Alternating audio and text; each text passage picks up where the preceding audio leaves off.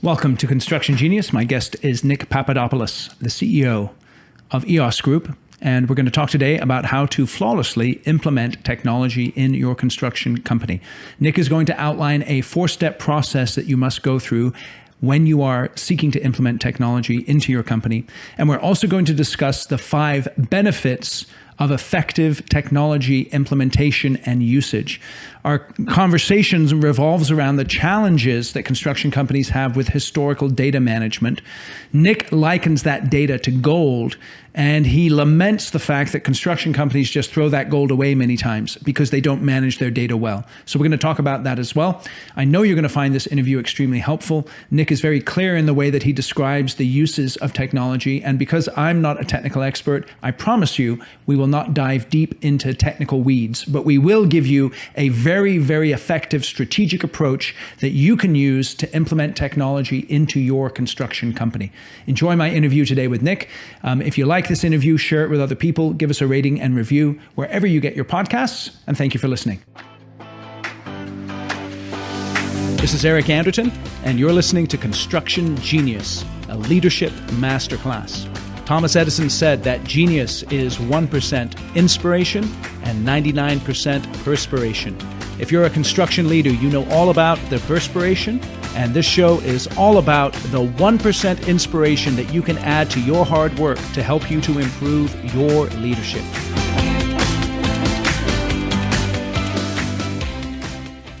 All right, Nick, thank you for joining me here today. Thanks for having me. Okay, I want to give the audience a heads up. We have a dry topic. It's historical data management, but Nick has a very interesting way of approaching it, and it's a vital topic for your construction company.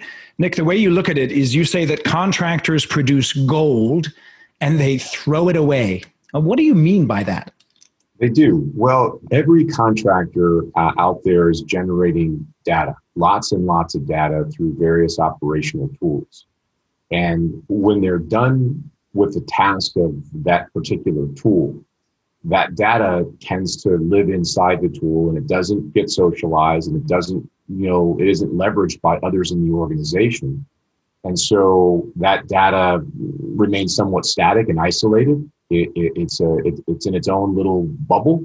And how does that get collected and shared amongst the rest of the organization so that others who don't have the experience of the person creating the data might leverage the data to make good decisions?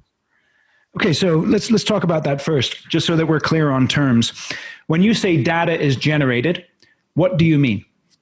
So you have a tool, whether it is an Excel spreadsheet or an application or a measurement tool that is generating information, and that data is a byproduct of that effort. That tool is responsible to help you put it together, compile it, calculate it, extend it, shape it, do whatever you're going to do with it. So you have data that thing is generating, and now where do you go with that beyond just getting the answer? Okay, so in other words, you've got, let's say, guys and gals in the field who are inputting data into this particular tool, and that data is, as you say, static and isolated. It's not being, you use the word socialized. Sure. Then leveraged. Sure. So what do you exactly do you mean by socialized? So socialization is a broad term, and I use it in the context of sharing that data with others who might need that data to make good decisions.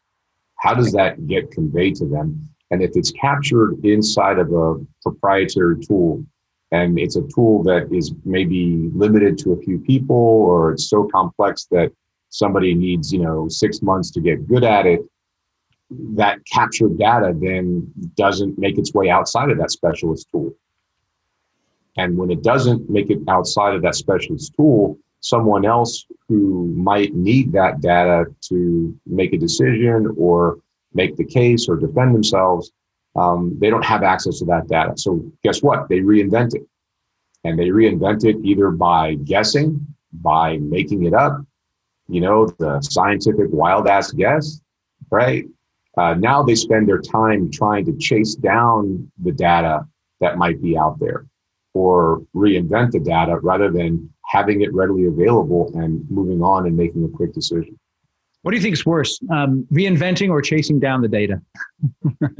Well, certainly chasing down data takes a lot longer, right? So a wag and a swag is something you can put together in seconds, right? So how much should that be? I don't know. Pull it out of thin air and there's your answer.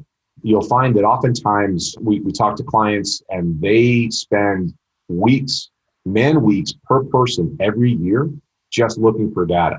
There's a ton of studies around this concept of how much time people spend just looking for information. And it's amazing. Microsoft's got some studies, Google's got some studies. There are huge numbers that most people don't realize how much effort is spent just looking for information. Okay, so then tell me, in a construction company, in your experience, in which departments do the data seekers tend to predominate? Who's spending the most time looking for data? So it depends, right? So our specialty is in the pre-construction space. And so I can speak to that, with some level of confidence. Early on in a pursuit, when you're out there trying to sell yourself and get work in the door, oftentimes you represent yourself as a cost expert, right? So the architect is the design expert, the contractor is the cost and execution expert. And so as you wear that hat, you then set an expectation for others such that I am the person that knows these numbers.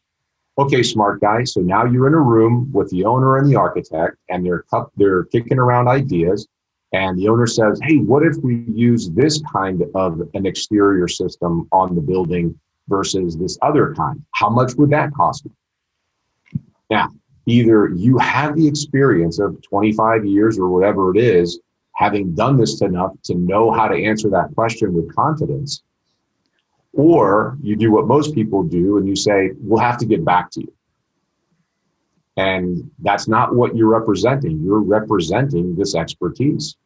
And you're saying, I'm here at the table because I know these numbers. And without the historical data, you don't have the numbers. And our memory escapes us. It may be just me, but our memory fades over time. And the numbers that you think you remember aren't necessarily the right numbers anymore. And a lot of people get in a room and sit around a table and they all remember the same project and they all remember different numbers about the same project. So now you have multiple versions of the truth. So now you can imagine the confusion that occurs through that whole progression of lack of facts, lack of data, and leaning on memory to get there. So let me ask you this. Why do you think it is that contractors struggle with historical data management?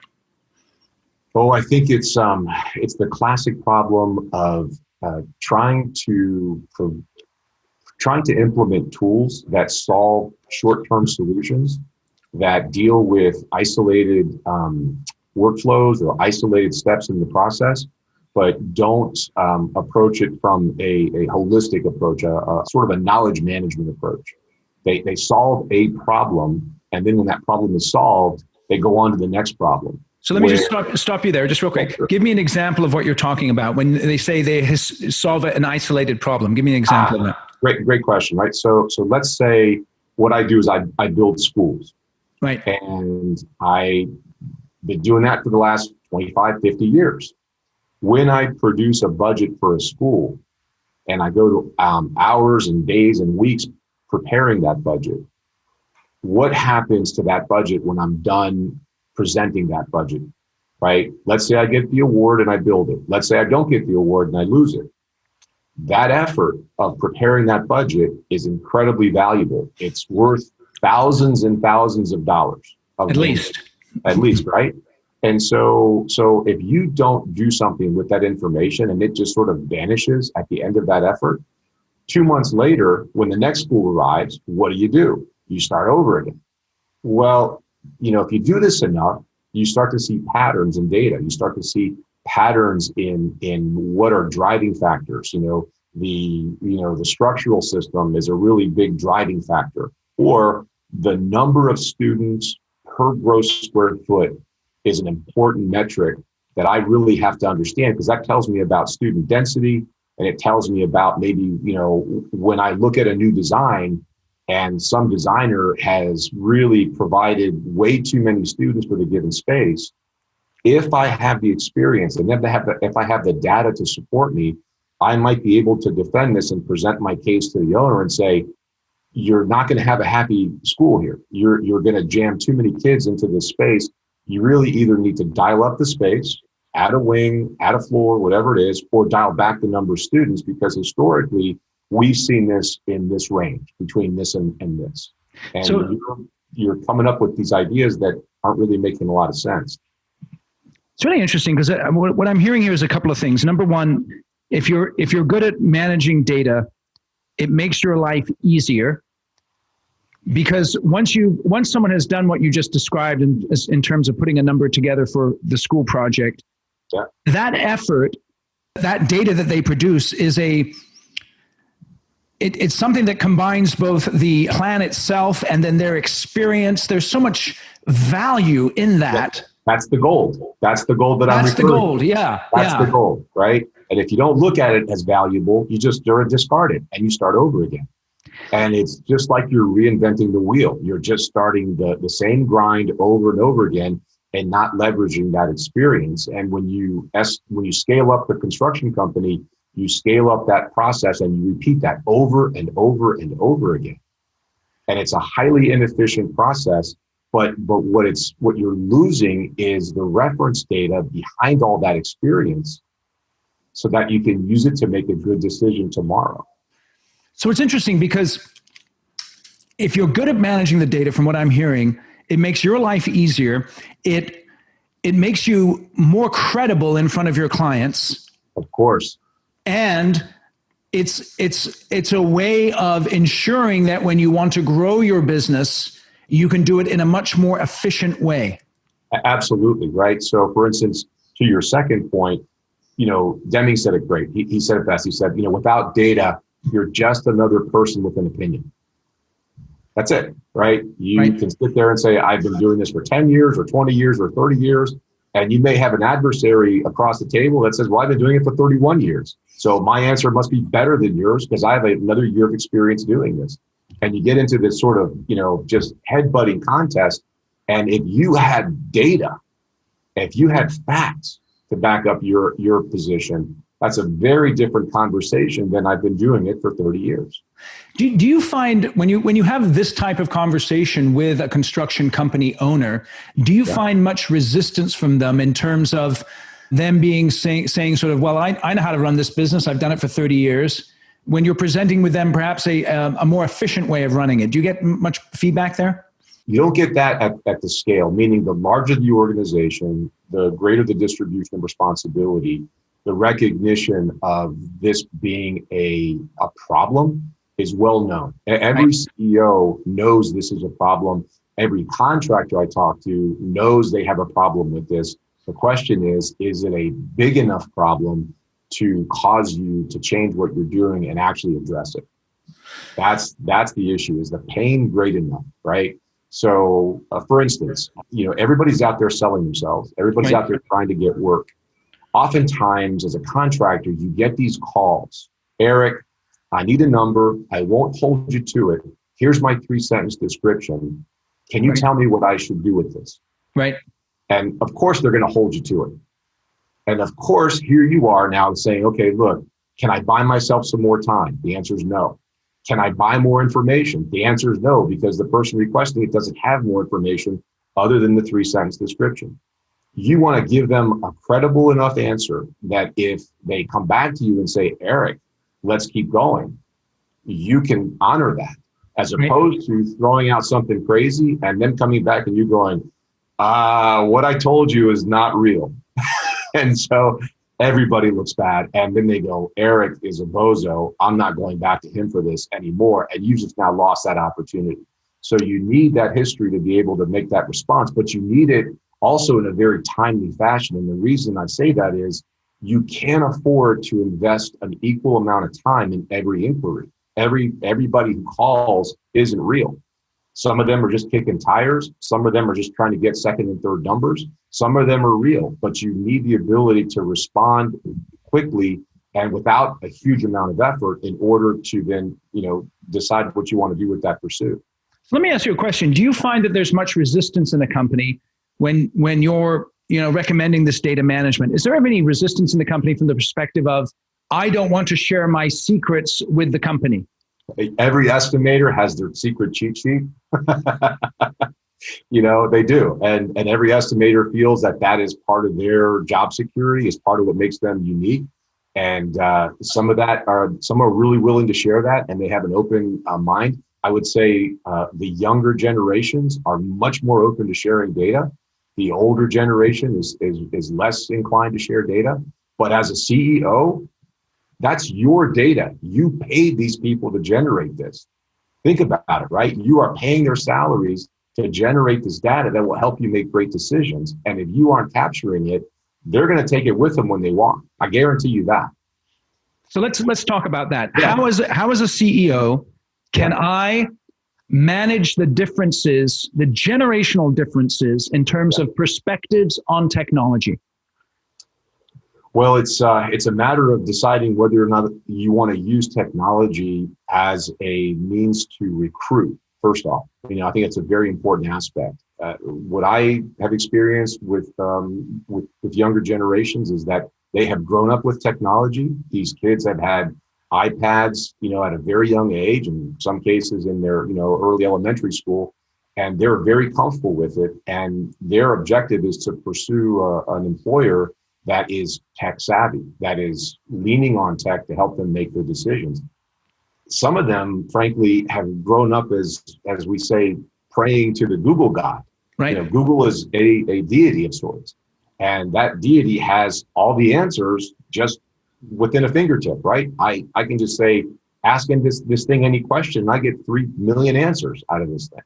So they are accustomed to information at their fingertips, and they are accustomed to leveraging tech.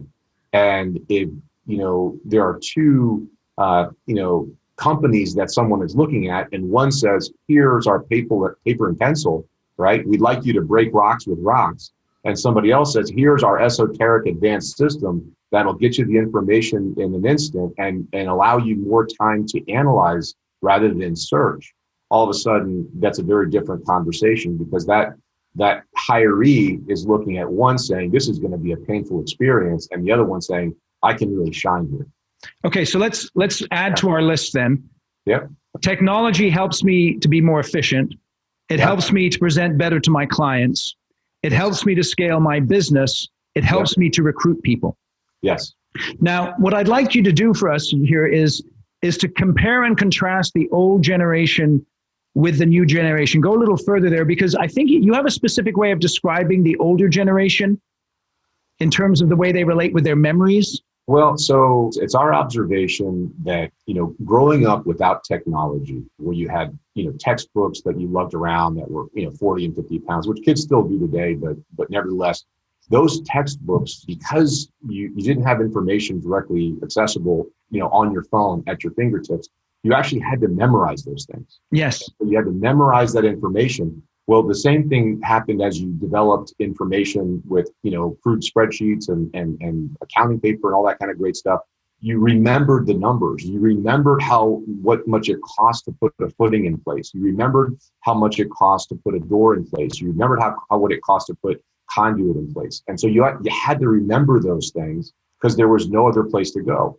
And so all of a sudden, your pursuit of knowledge became tied to your ability to remember these things. And oftentimes, even today, when contractors say we've got great history, what they're saying is we got an old guy in the back that remembers everything. Right. And so it's interesting, though, because then someone's value, yes, and even their value to the company and their own esteem is tied to the amount of information that they remember. Absolutely. Think about it, right? So you get these specialists. We have the specialist who builds parking garages. We have the specialist that really knows schools. We have the specialist that really knows medical office buildings. We have the specialist that knows these kinds of jobs. That's great security for that individual, but that establishes your value and your job security. Contrast that with someone, sorry, go ahead. No, please, go ahead. Okay. So contrast that with someone who's young, who's grown up with technology, who's grown up with information at their fingertips, who in some cases no longer is lugging textbooks around. They are not remembering information They are not memorizing information because the information is readily available. And even the curriculum by which they're taught says you can reference this online thing all the way through any test. You don't have to remember these things. And therefore, if I don't have to remember something, I purge it because it's readily available, right? And to prove my point, let me ask you, Eric, how many phone numbers do you remember now? Right. You don't, right? Because they're on your phone.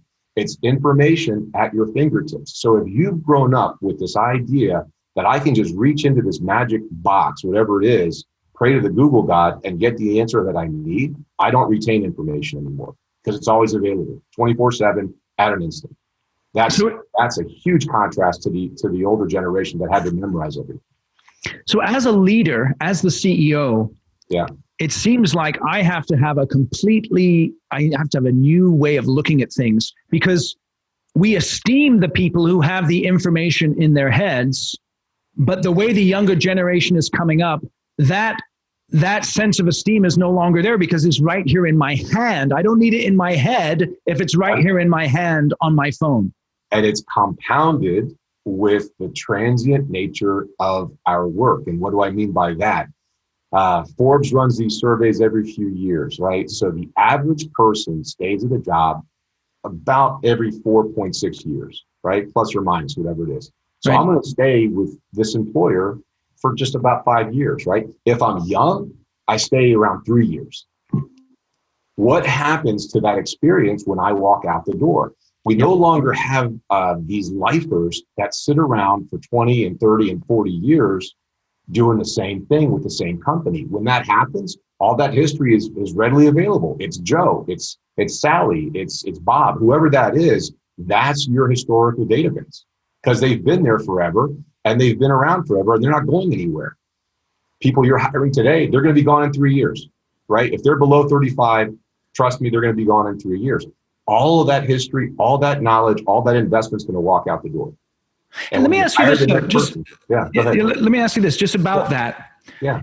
In your experience, the companies that are more savvy with tech and therefore have this information readily available and are interacting with the younger generations in a way that appeals to them, yes. Is there any difference there in terms of their ability to retain those folks, just from your anecdotal experience? From the standpoint of having the technology and the data that supports the decision-making process, that is a much more attractive place to be than the place that doesn't have that. And here's why. Everybody is overloaded with work, right? We all take on, our plates runneth over all the time, and more comes piling on when we don't want it. And so our ability to execute, right, is directly tied to our satisfaction, to our esteem, to how we are viewed by our peers and our managers and so forth. And if I'm in an environment where I have to reinvent everything, I'm not going to be anywhere as efficient as if I have all the information that I think I need, or most of it. And now I can execute on analytics. I can look at risk. I can look at all kinds of things that are much more important than having to go out and generate that information again. Right. So we shift from a information gathering exercise to an analytics exercise.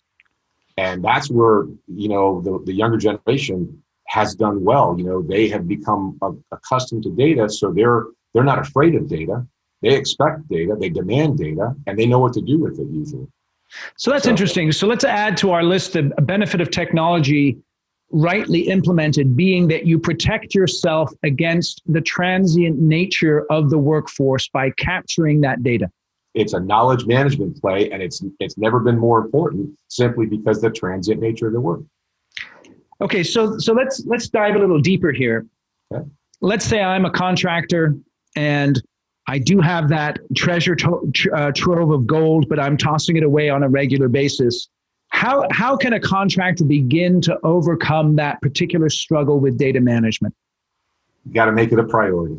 I mean, that's what it comes down to, is that it has to be something important enough that you're willing to address it through resources, that you're willing to carve out some of your overhead budget to task someone with leading an initiative to try to help you get there. Okay, so let me interrupt you. So this is really important. Yeah. Who do I task? It's a great question. There's a balance between what I would describe as someone who knows the business versus someone who knows technology.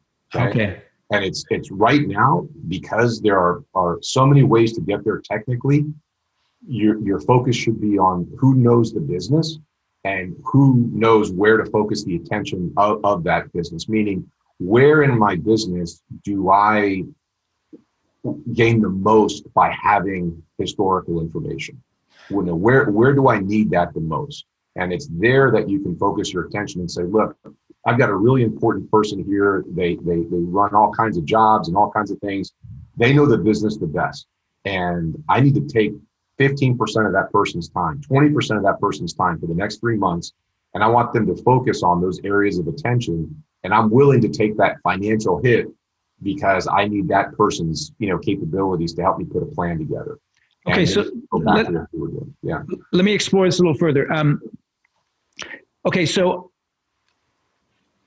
construction, I always think of it, I've got to get the work, I've got to plan the work, I got to build the work, and then I got to build the work, right? Yes. So when it comes to beginning the technology journey, in your experience, where do most contractors focus, or where should they focus? So you need to get the back half of the house right. And what I mean by that is you need to have your financial house in order first and foremost. If you don't have your financial house in order, you don't know where the money's going. You don't know who you got to pay. You don't know who's paid you and all that kind of thing. You got to get that dialed in first and have the foundation that I can run the business with confidence, and I can see where the money's coming in and I can see where the money's going out and all of that. You solve that problem, and typically that's something that most contractors solve first. Then they tend to focus on the project management side. Right. Then they focus on pre-construction last. That's typically the order that we see.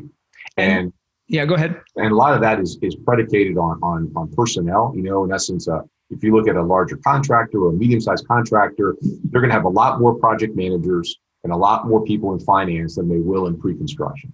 You can get by with one estimator up to a certain volume, maybe you can get 2 and 3 and all that kind of thing, where you need PMs everywhere to run these jobs. Otherwise, you're not going to be able to execute, and you need accountants and finance people to make sure everybody gets paid and you get paid and all that. So that's the successive order. If I'm starting on the back end, then I'm the CEO, I'm the president. Yeah. How much time should I be investing in that? Because shouldn't I have a really good grasp on the numbers myself? If you have a sound financial system, if your financial system is giving you those numbers, and if you know what numbers to be looking at, right? In essence, you're going to ultimately find that with enough data, you're going to start to see patterns in the data, and that those patterns should help you develop key metrics that help you run your business. What are the flashpoints? What are the tall trees, if you will, that matter to me for my particular business? Having enough data will let you see those patterns, let you develop those metrics, those ratios, and have a quick idea of today, where am I financially? Do I have enough cash on hand? How much is coming in? How fast is it going out? Just those kinds of things. Key business drivers, you need to have that in place as a CEO to operate the business effectively. So let's just explore that a little bit more. In your experience, regardless of where a contractor may take the initiative to implement technology, what are the biggest struggles that they have when they see they need to do it? Yep. They've got the pain, they've got the motivation, they start on the path, and they immediately stub their toes. Why? Why does that happen? Oftentimes it's planning, lack of planning more than anything else. Just sort of a classic, initiative that it wasn't thought through very well. Oftentimes people get sucked into the vendor shiny silver object pitch, right? What does that mean? They see the video, they see the demo, they look at that, and they get these, aspirations and expectations in their head. And the CEO comes in Monday morning and he's pounding the table. He's like, we got to do this. And everybody says, okay, let's stop what we're doing and go try to figure this thing out. And they do something they shouldn't, and they line up 3 different vendor solutions, and they look across the checklist of features, and they do that kind of thing, and they pick the one that has the most check marks on it, and they try it. and it just fails miserably. So what's the alternative approach there? If I'm the CEO, give me some advice. What should I be doing instead of that approach? Focus on the area that matters the most, right? One that you can make the most impact upon. Yep. Find the person that knows the business that you can carve out their time to help go off and try to put a fence around this, but come up with a plan. Yes. Prototype. Small iterative iterations, prototype using really cheap tools like Microsoft Excel. Excel is an ideal tool for prototyping, data analysis, for prototyping, development of data standards. And it's cheap. You already have it, I'm sure. There's just all ways to do that.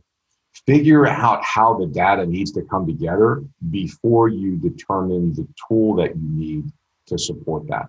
People sometimes jump ahead and they buy the tool thinking the tool is going to solve all the problems. You got to know what you're trying to solve. What problem are you trying to solve? If I just go out there and buy a skill saw and the problem I have is, putting in screws, I didn't do so good. So that problem identification, is that the first thing, would you say, to identify the problem? Yeah. You want to focus on the areas that matter most to the business. That's where you start. Where can we take advantage of data for purposes of whatever, right? Is it I'm trying to get better at the front end of the process? Am I trying to sell more work? If I'm trying to sell more work, then I need to look the part. I need to have data available. I need to be able to respond to opportunities quickly. I need to be able to validate what I'm coming up with. That whole sanity check. So I just hired somebody that claimed to be a great estimator, and they came up with this number. Is that a good number? As a CEO, I have no idea. But if I had data, I could look at that and say, hey, that number we just cooked up, it looks so different than our experience. What are we thinking, right? Did we fat finger something? Did we miss it by a mile? Or did the designer develop some esoteric interior mahogany across the world design that's going to blow the budget? Why is this thing, where it is? Data is the only way you have to support that. Okay, so let me just go through that real quick. A good implementation, and this is interesting because the phrase that popped into my mind is go slow to go fast. Yep. You've got to start slow, not fast. And so you've got to resist, and you've got to resist the pitch of the sales guys. Yep. So that temptation. Yep. You identify the need, or you identify the problem that you want to solve. You find the person internally who you'll be able to give that responsibility to. Yep. You prototype with a simple tool. I found that really good. Just prototype. Yep. And then you figure out how the data needs to come together in order to be usable to solve the problem. Yep. And then you can look for technology vendors that support the thing that you're trying to accomplish, and not get sucked into their pitch, but have them meet your requirements. Okay, knowing what you need is far more important than having them, pitch you on what they have. Okay, so I just want to say this. What Nick has just shared with us can save you hundreds of thousands of dollars and years of heartache if you will just listen to those 4 simple steps. Okay, that is solid gold right there, Nick. I appreciate that. Let me just explore it a little bit further here. What if I'm a CEO and I'm not really sure what my greatest need is? Does that ever happen? Or do you tend to see that people know what their need is? They typically know. The problem is more along the lines of, where do we prioritize? Right. Where can we actually make a dent in this thing? Where are we on our maturation process? Is this a new thing that we're figuring out, or has this thing been harping on us for the last year, 10 years, 5 years, whatever it is? That they know. If a CEO is paying attention, they know where they can do better. Okay, so it's interesting because again, perhaps the step before articulating the problem is prioritizing the problems that you have and then picking one. Sure. And being disciplined enough to go through. Now, but what's interesting, see, this is the thing, and in the construction world, there's like a million software solutions coming from all different angles. Obviously, construction is so complex. What if I'm the construction CEO who says, I just want one thing? Is that one thing out there, or are you just saying, I'm sorry, man, the one thing is not there. You just need to deal with reality? The one thing is absolutely, positively not there. It is a very fragmented process, as you know, in construction, right? It isn't something that is manufacturing based, that's so repeatable, that makes it so easy. There isn't one dominant player, right? If you said, we need to figure out the best search engine, right. I can sort of point you in that direction today, right? Because that game's somewhat over. So, but you don't have that in construction. And in fact, with the investments that have occurred in the last few years, you're going to see a deluge. If you think you have a lot of construction tech right now, you're going to see a ton more construction tech coming at you in the coming years, because somebody has woken up to the opportunity of what construction brings and what it looks like to the whole GDP of the country. And so the investment bankers or VCs are here in strength, investing billions every year in construction startups. So they're going to produce some pretty great things. And, construction or technology is a river. It's always flowing. Right. It's always flowing. The question is, how fast is this thing flowing, and where do you want to get on? But it's coming. So let me ask you this then. Let's say I'm a construction CEO. I've made a significant investment in technology for whatever part of the business, whether it was a grand scale, micro scale, and it hasn't worked. What do I do then? You're not alone. Yeah. There's just a ton of dead bodies out there, and even tech that we've deployed for various reasons, it just doesn't work. And there are lots of reasons why tech doesn't work, and there are lots of surveys out there that will point to failures and reasons for failures and all that kind of thing. I would suggest that most of it stems from lack of planning. It really stems from putting the cart before the horse, not really thinking through what they want to do, not prioritizing it well enough, taking on too much. We use an interesting analogy here. It's kind of like a rock climber, right? A rock climber only moves one pivot point, right? One touch point at a time. They don't move both feet at the same time. They don't move all, their hands at the same time. They lock into 3 points and they move 1 point. Well, if you try to move too much, right, from a standpoint of a CEO, you try to take on too much, you'll fail. The rock climber falls off the face of the mountain. Right. You want to be, cognizant of how much change you can take on at any one time. And every single culture has that balance of change. There are plenty of places we've gotten to where there are ripping and replacing all kinds of systems. And the human mind can only take so many sort of balls in the air at the same time. And then they start sort of just, eyes sort of glaze over and smoke comes out of their ears. And so you don't want to take on too much change. You want to, make a move, implement that move, get it successful, and then go on to the next move. Excellent. And we see contractors fail all the time because they've taken on too much. They are, as we say, trying to boil the ocean. Interesting. So go slow to go fast, start small, have a clear problem that you want to solve. I think if you've done the implementation and it's not working, then you need to do a better job of planning, from what I've heard, from what I'm hearing from you. Yep. That's the first thing to think about. How well have we planned it out? I guess it's really tough though, because you spend a bunch of money and you have hopes and expectations. It's tough to kind of humble yourself and say this is not doing what it needs to do. Well, and if you start small, if you don't, for instance, here's a bit of advice. When you're looking at a technology, don't buy every license that you think you might need. Buy a couple of licenses, prove it that it works, and then scale up the licenses. Some of this tech will take 6 months to a year to actually get it dialed in the way you want. If anybody of scale has implemented, say, a financial system, that does not happen overnight. That takes many months, in some cases years, to ultimately get there. Well, until that happens, you're using the old system. Why did you just buy 50 or 100 licenses of something that you're not going to actually use for another year? Right? So buy the 2 or 3 or 5 licenses, figure out what that minimal viable initiative is going to be, hold off on the investment, because if you do end up at the end of that early stage going, we chose the wrong horse, your investment is far more contained than having bought every single license under the sun that you now have to eat. That's another nugget right there, guys. Man, I tell you, that is a good one. It's almost like, just to analogize it to building a construction company, when you start out with a new client, sometimes you just take on a small job so that you can prove yourself, you can begin to build a relationship. You don't take on this massive job where you're putting yourself at risk. It's way too risky, right? Hold hands before you date. How's that? Very good. That's right. I really like that. So where are the areas where technology is insufficient, do you think? Where perhaps it's trumpeted to solve problems, and yet it's not really designed to solve those types of problems? Well, the big one, I would say, the broad one is AI. I think there's just a whole bunch of noise around artificial intelligence that gets hyped up that people don't really quite understand. And that's a whole other conversation. In construction specifically, it's BIM, it's building information modeling.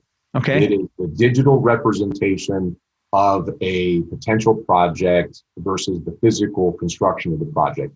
Okay. Theory being, if you can build it right in a three-dimensional world, and you can resolve any of the conflicts, you can figure out where everything goes, you can figure out how you're going to get everything in place, you can figure out how you're going to maintain it in the future, you can figure out what the sequence of construction is going to be, you can figure out how much you've got and what those things cost. If you can do all that virtually, when you get into the actual construction process, it's all going to go swimmingly. And there are tons of cases where that works, and there are tons of cases where BIM is incredibly valuable. It's proven itself, over the last year. Where the misconception is that just because I'm using BIM, all this sort of magically happens. It's like, it's just going to happen because I'm using BIM. And that's just not the case. This is just another approach, right, that requires discipline. It requires standards. It requires quality control. We see this all the time where for design firms that are using this BIM technology, two modelers separated by a portable 4-foot partition are producing radically different results.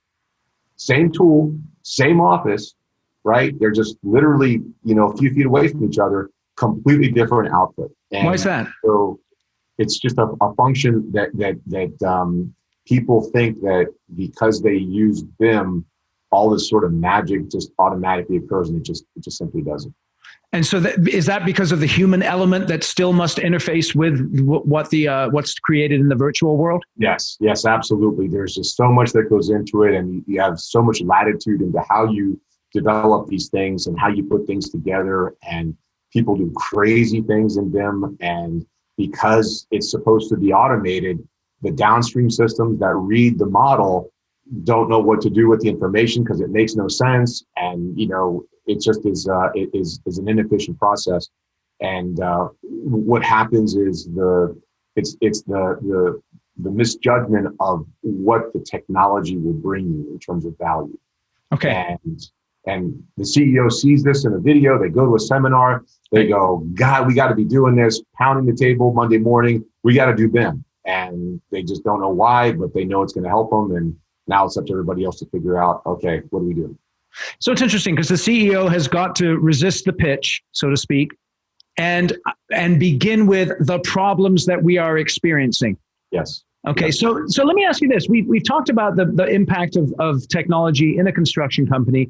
What kind of impact does it have in terms of increasing the value of the business? So let's say I've been in the business for a while. I'm thinking, I've got a 5 to 10 year window where perhaps I want to exit, sell the company. Is technology going to help me in terms of the valuation of the business?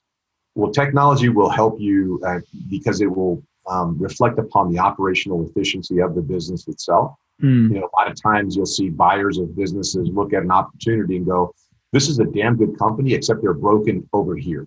And if I can replace the systems or maybe some of the people over here or whatever it is, I could, get a great return on my investment. In essence, this company really knows how to execute work, but they're horrible at predicting the cost of work. So if I could increase the accuracy of those predictions, I could have much more predictable outcomes, and therefore I could really make some hay with this organization.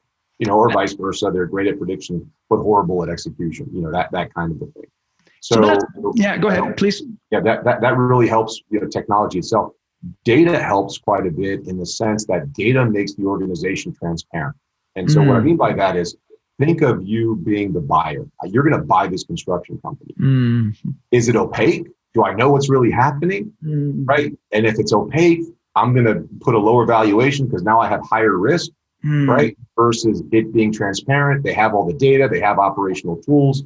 I can go in and ask the right questions and get the answers that I need to make a decision about whether or not this is a good investment. See, now dude, I mean, check this out. So a lot of people complain that a construction company isn't valuable at the end of the day because it's all based on relationships and the knowledge of the people who are in the business. And This is another way of getting that knowledge out into an accessible format, so that obviously produces a value that is tangible to someone who's purchasing the business. Yes, we like to say, turn your historical data into a strategic corporate asset.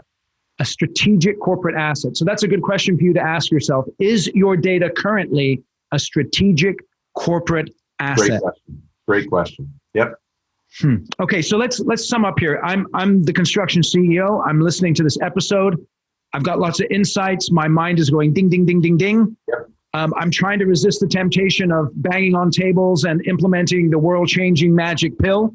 What are 3 action items I can take from our conversation to begin the journey of implementing technology in an effective way in my company? Like we said, identify where the greatest problems and the greatest opportunities are for change, right? Find the person internally that's going to lead that. They may be the best person internally to lead it, but they may also recognize that they don't have the knowledge they need to actually put a plan together. So they can go lean on external parties to help them put that plan together. Those people are out there, those consultants are out there to help them do that. And then once they've got a plan in place, start to prototype. Start small, take a chunk, make it take an agile approach, an adjustable approach that allows you to make a step in one direction. And if it's the wrong step, it's a very cheap step to take, right? So it's just like course correcting on a map, right? If you don't check the map, but once a day, you could be a whole day off of your path, right? Yes. But if you check every hour, well, you're only an hour away from where you need to be. And if you check every minute, you're only a minute away from where you need to be. So you take this agile approach to the problem solving. You don't take huge, boil the ocean initiatives. You start with agile and digestible chunks, and you make progress that way in a predictable way. Excellent. So I just want to summarize. We've talked about the process, and we've also talked about the benefits. The benefits of good technology implementation being that you make yourself more credible with your clients, you make accessing information more efficient. Yep. You make attracting talent to your company, especially younger people, something that is easier to do. Yes. You mitigate against the transient nature of talent by getting that data, and you increase the value of your organization for potential purchasers in terms of being able to capture that data and present it as a strategic asset to someone who might be looking at your organization. Absolutely. Well done, Eric. Excellent. I tell you, Nick, this is some great value. What I'd like you to do, please tell us a little bit about EOS Group. What are you guys all about? So we're focused on the pre-construction process. We are a professional services firm. About 60% of the organization is services. We hire engineers, estimators, project managers that know the domain. And then the other part of the company, the 40% or so, is software developers. And we build technology, we develop data. And so we specialize in the front end of the process. We stop where the shovel hits the dirt. But prior to that, we help companies become operationally efficient in that front end of the process. And, no matter what you do from an execution standpoint, if you don't set up the job right for success, if you don't establish the right budget that's realistic, that is attainable, it doesn't matter how well you execute, right? So if you're off by $1 million, you've got to eat that million or get it back some other way because you missed it on the front end. So getting right on the front end is what we're about. So if someone's listening to this podcast, who should contact you if they're interested in learning more? What's the pain they have, and who should be contacting you? So the information you can get on our website, eosgroup.com, real simple. Yep. Usually it is somebody from the leadership side of the business, and typically out of the front end of the process, a pre-construction manager, an estimating director, someone like that, or a CEO for a smaller company that says, I've got to get better at this part of the business, and we can point them in the right direction. If we can't help them, we'll point them to the place that can. Excellent. I'm seeing here that you've worked with 77% of ENR's top 400 firms. Yeah, over the 25 years we have. Yeah, that's terrific. Now I'm looking at your background here, Nick. You've got the is that Santa Barbara there? This is Santa Barbara. Yeah, I knew that. I knew you were from Santa Barbara. Yeah, so tell me. Okay, so I'm visiting Santa Barbara. Let's say I'm doing that. What is the one restaurant I need to hit in Santa Barbara? Well, I'm not sure which ones are still open. Yeah, right. So you gotta be careful there. But I've always enjoyed spending time at the Blue Agave. It's downtown, or it was downtown. I haven't been there in a while, so I don't know. But there are a ton of great restaurants in Santa Barbara.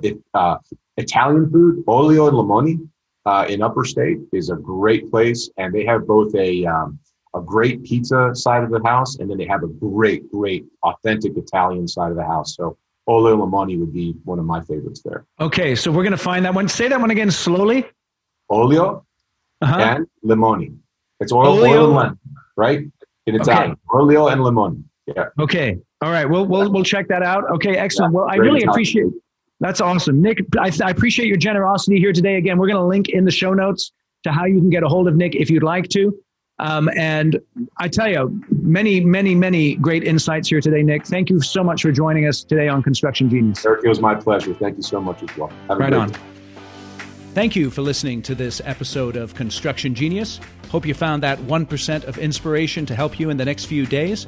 If you like the show, please give us a 5-star review on iTunes, share it with other construction leaders who you think would benefit, and always remember that the show is brought to you by Kick-Ass Meetings. I've been working with construction leaders since 2004, teaching them how to run extremely effective problem-solving meetings that gets their people collaborating, taps into their creativity, and to get yourself a free copy of the Kick-Ass Meeting Report, go to www.ericanderton.com/kickassmeetings. Grab yourself that free report, read it, use it in your business. You'll find it extremely useful. And thanks again for listening.